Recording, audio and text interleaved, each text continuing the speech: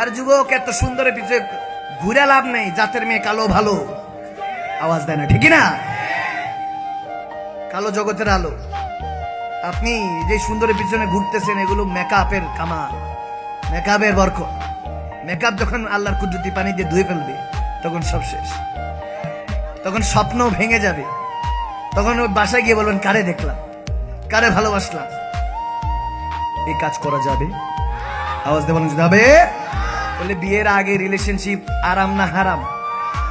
আওয়াজে মনে হয় আরাম। হুজুর আওয়াজ দিয়ে বলেন আরাম না হারাম?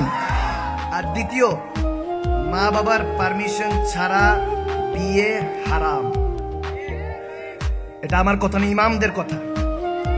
হযরত ইমাম আবু হানিফা রাহিমাহুল্লাহ, ইমাম শাফি, ইমাম মালিক, মাযহাবের ইমামরা, তরিকতের ইমামরা হুজ্জত ভাবে দালাইল পেশ করেছেন, বিয়ে করতে হলে অবশ্যই মা বাবার পারমিশন লাগবেই।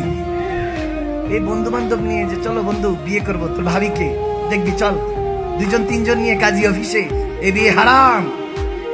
আওয়াজ দেয় না। এখন বলতে পারেন হুজুর মা বাবার তো রাজি করানো যায় না, আমি বিয়ে করার আগেই, আমি এস্টাবলিশ হওয়ার আগেই তো তিনি উড়াল পাখি, ওই বেকা খায় সেকা, সেকা খায় বেকা। তখন কি করার আছে? কি করার আছে মানে মা বাবার সাথে কথা বলেন, কনসার্ন করেন, বুঝান, মা বাবার পারমিশন নেন যে আমাকে বিয়ে করে দেন, আজকে থেকে ভালো হয়ে যাব। আওয়াজ দেন, আওয়াজ দেয় না? কি খারাপ লাগতেছে? মনে খারাপ লাগতেছে না? হুজুর সব তো আজকে ফাঁস করে দিতেছেন, আজকে কি হবে আমাদের?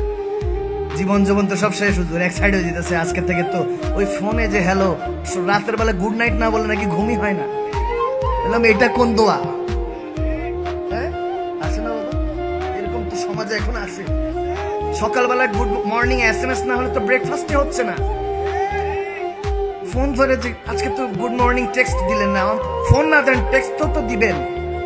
মানে এমন ভাবে বলে যে অধিকার এটা একদম জন্মের পরের থেকে। অথচ ওই মেয়েটা কিংবা ছেলেটা এস্টাবলিশ হয়ে মা বাবার খাদেম সন্তান হয়ে আল্লাহ রাসূলের খাস বান্দা হতে পারতো।